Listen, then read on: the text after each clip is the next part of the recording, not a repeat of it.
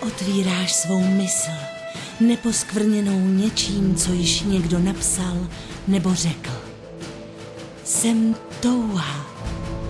Touha žít je silná, jako hříšník prosící za odpuštění před katedrálou svého srdce, které bije na poplach zástupům.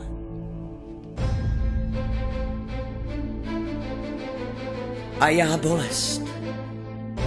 Bolest, se kterou se potýkáš. Netrvám věčně. A ty staneš na oltáři předků svých, očištěn od hříchů světa.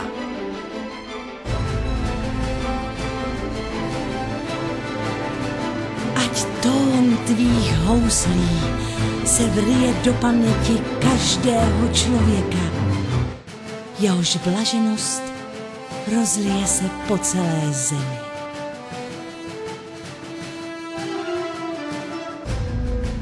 I když na své pouti poznáš zlé, nezapomeň, že člověkem stal ses a člověkem i zůstaň.